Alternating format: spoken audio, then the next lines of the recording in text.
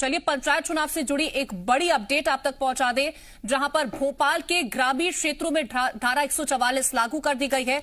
बिना इजाजत राजनीतिक कार्यक्रम, जुलूस, रैली पर रोक लगा दी गई है। साथ ही बारात में आतिशबाजी पर भी प्रतिबंध लगाया गया है। सभी लोगों को जमा करने होंगे लाइसेंसी हथियार। तो ये बड़ी अपडेट पंचायत चुनाव से जुड़ी हुई आप तक पहुंचा दें, जहां सभी लोगों को जमा करने होंगे लाइसेंसी हथियार। उसके साथ ही धारा 144 भोपाल के ग्रामीण क्षेत्रों में लागू कर दी गई है। बिना इजाजत राजनीतिक कार्यक्रम, जुलूस, रैली निकालने पर भी रोक लगाई गई है और साथ ही बारात में आतिशबाजी पर भी प्रतिबंध लगा दिया गया है। तो तारीखों के ऐलान के बाद से लगातार कई तरह के अपडेट निकल के सामने आ रहे हैं, जिसको लेकर के एक और जानकारी। वहां पर ये आदेश लागू होंगे।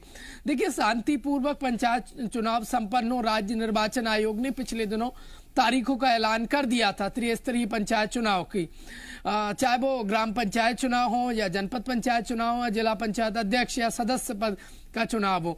उसको लेकर ये तमाम जो कसावट है, जो तैयारी है व्यवस्था की, वो प्रशासन उसमें जुटा हुआ है। और इसी को देखते हुए भोपाल कलेक्टर ने आदेश दिए हैं। एक समय सीमा तय की गई है। तमाम अधिकारियों को आदेश दिए गए हैं कि जो लाइसेंसी शस्त्र हैं उनको समय सीमा में जल्द से जल्द जमा करवाए जाएं और कहीं कोई देरी ना हो और किसी लापरवाही के चलते जो पंचायत चुनाव है उसमें शांति व्यवस्था ना बिगड़े। इसी के मद्देनजर ये आदेश निकाला हुआ है। देखिए, राजनीतिक चाहे जुलूस हो या कार्यक्रम हो, फिलहाल उस पर प्रतिबंध लगा दिया गया है।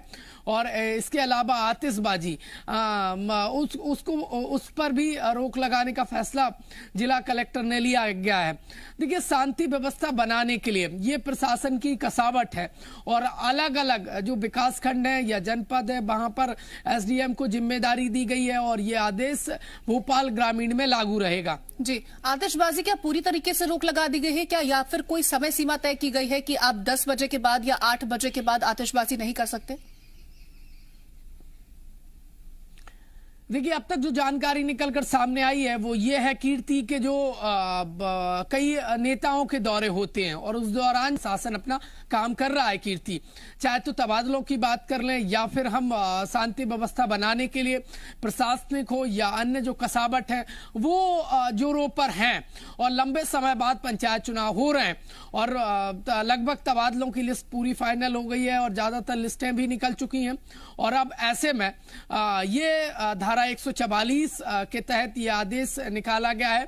कई और जिलों में भी देखिए पूरी गाइडलाइन बना ली गई है।